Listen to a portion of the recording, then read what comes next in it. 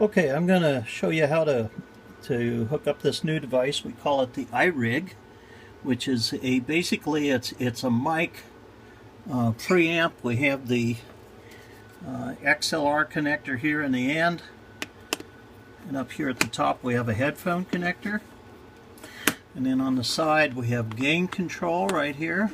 There's a kind of a thumb wheel, and then the power switch.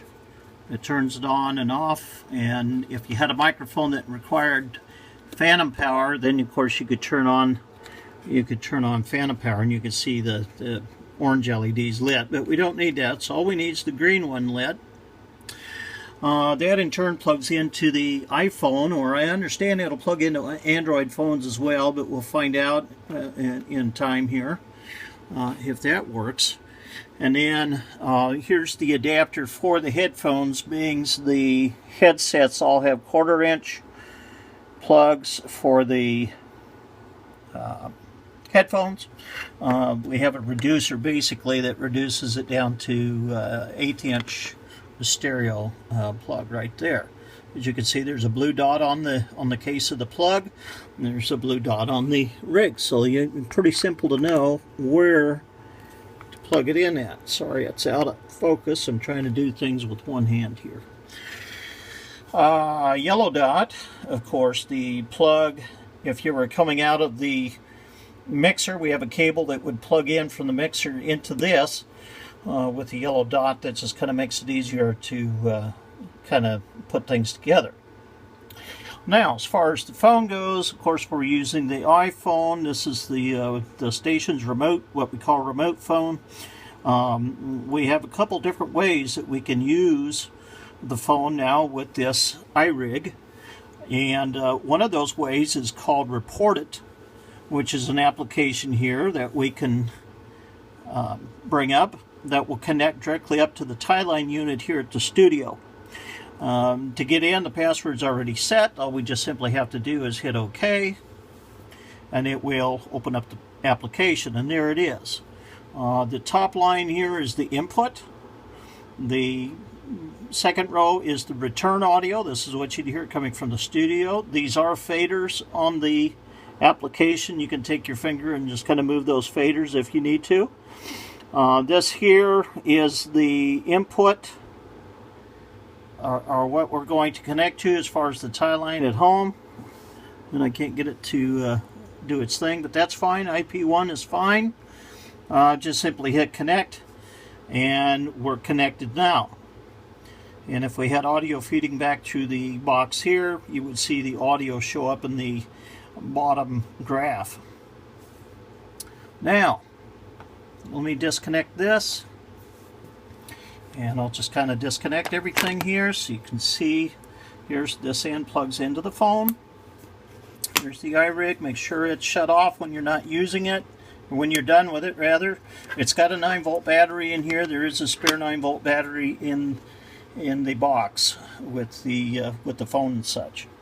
And then we just simply take a headset and plug it in, and we can make it work. Okay, here's the second part of the video. We're talking about the iRig interface between the cell phone and a headset. As you can see here, we have the headset plugged into the iRig. You know, the XLR plug on the headset, of course, plugs into here, into this adapter. And then, gee whiz, there we go. And then, of course, the headphone part of the headset plugs into this adapter here, which, of course, is a reducer that goes into the iRig. Now, we'll turn on power. We have done it without the power on, but I would highly recommend that when one turns the power on. And we have Report It pulled up, so we're going to go ahead and connect. And we're connected now. And we're currently listening to the audio from the studio. You can see it here on this line here. Then on the microphone audio, we can bring up the gain, and you can see the microphone gain on the top line there, on the metering on the top. So by bringing up the mic gain on the iRig, we've effectively brought up the audio where it needs to be. This is the unit here in the shop. You can see the 2 meters on the left are the audio that's being fed out from the studio, and the meter on the right is the microphone audio as I talk. Now let's disconnect from that and let's look at another option. Let's say we don't have internet available. Now consequently, Report It will work with a Wi-Fi connection, or it will work with an LTE connection. As you can see, if it would focus in, but it won't. We're on an LTE connection right now here in the shop. But let's say we don't have either one of those available, but yet we have cellular. So let's exit the application completely. And let's just simply go to a phone connection. And as we can see here in the favorites, it's there's the studio's labeled. It is currently calling it now. And we hear it ringing in our headphones.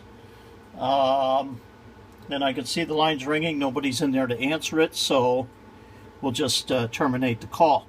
But this dials us in through our Telos unit, and the board operator in the studio will pick it up and then put it to air. Again, you will hear return audio coming through your headphones. And whatever the board operator is feeding to you, commercial spot, playback, his microphone, and that's pretty much it. You won't need to hear yourself coming back. You won't need to hear anything else particularly. So this is your setup. This is the iRig with an iPhone, and the ability to send it either via internet or cellular phone. Thanks for watching.